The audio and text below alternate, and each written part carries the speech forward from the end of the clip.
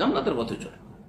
ডানে বামে এদিকে আছে আপনার চরমপন্থীদের পথ, হ্যাঁ চরমপন্থী যারা খারেজি জঙ্গি এদের পথ, গোমরা পথভ্রষ্ট।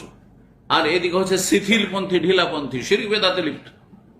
সবই ঠিক, এটাও ঠিক ওইটাও ঠিক। এরকম ধর্ম কোন আমাদের দেশে আছে? সব ঠিক, সবাইকে, কাউকে নারাজ করবে না। কারো ভুল বললে অসন্তুষ্ট হবে, আমি সমালোচনার পাত্র হব না। কারণ আমি গাল খাবো না। আরে আম্বিয়া রসুল সবই গাল খেয়েছে। জি, আপনি যদি বলেন সবাইকে খুশি করবো, তাহলে আপনি বাতিলপন্থী। হক কথা বলবেন তাহলে সবাই সন্তুষ্ট হবে না। আর যদি হক বাতিল সব মিলিয়ে বলেন, ভাই যার যেটা মন হয় করো, যে যেমন নামাজ পড়ছো পড়ো, যে যেমন রুজু করছো করো, ধর্মকর্ম করো, অসুবিধা নাই, ব্যাস।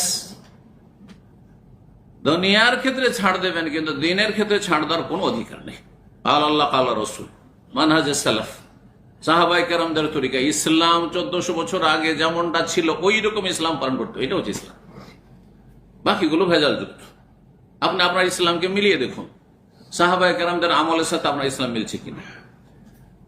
ইস্তাকিমু ওয়ালান তুহসু ওয়ালামু আন্না খায়রা আমালিকুম আস-সালাহ।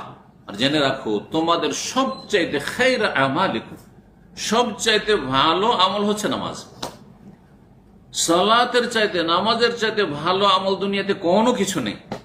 না বিরুল ওয়ালিদাইন, মাতা পিতার সেবা, না ভাই বোনদেরকে মানুষ করা যেমন প্রবাসীরা করছেন, না ভাই বোনদেরকে প্রতিষ্ঠিত করা। আর বোনগুলো সবগুলি বিয়ে দিলাম আর বাড়ি করে দিলাম, সব ভাইকে বাড়ি করে দিলাম আর বাপকে বাড়ি করে দিলাম।